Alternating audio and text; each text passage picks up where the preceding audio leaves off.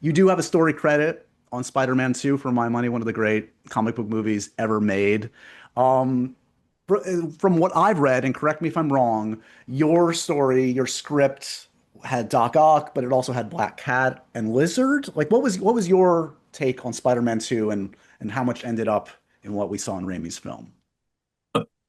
It's interesting. They approached us. We were doing the first season of Smallville, and we got a call that Sony wanted to meet with us. It was a general meeting. They wouldn't tell us, and we were so into it. We're like, okay, but can we do this later? And they're like, no, they really want to meet you. So we go there, and we meet with Matt Tolmach, who was running production at the time. And we were sort of, they loved Smallville, and then they took us over to the set where we met Laura Ziskin, who produced it, and Sam Raimi, and they said, we love, and literally the pilot had just premiered like a month before. And they said, we loved your show. We love what you're doing. We'd love you to write the sequel. And we were like, okay.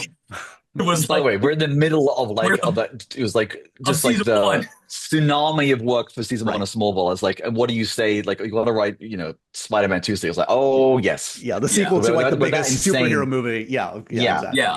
yeah, But also, it's always funny with movies because they're like, what could a sequel be? And it's like, I mean, literally most television shows, especially in the network days, are one long second act, right? Like your pilot is your premise and then you're in the second act. And our approach was, with great power comes great responsibility. But what if you never wanted the powers? And then he started losing them and it became like superhero erectile dysfunction, and the idea that the world was moving on, MJ was getting married to Jonah's son, and Doc Ock was there. They said, we want Doc Ock to be the villain. We were like, great, because that to us was like the best Spider. best villain. Yeah. But also, and to Sam's credit, is he always tried to find the humanity in the villain. So we actually worked with, it was Michael Crichton's researcher who helped us come up with the arms and the inhibitor chip.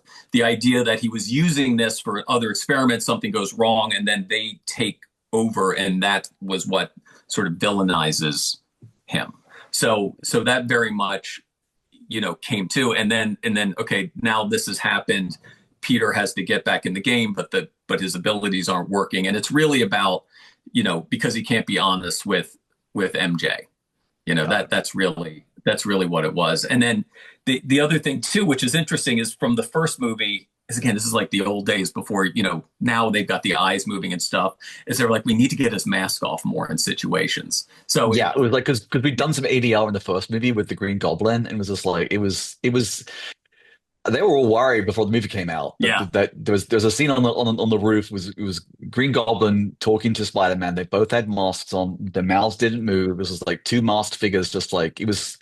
It Yeah. felt like Power Rangers, right? yes, So it that's was like they were really worried. they were, It really did. It was like, okay, we can't do this again. So in the second movie, he's always taking his mask off and talking.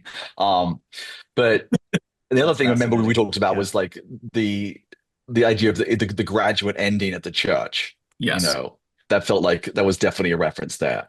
Um, so it was just a lot of those strands from our script. I don't think we had Black Cat to be out.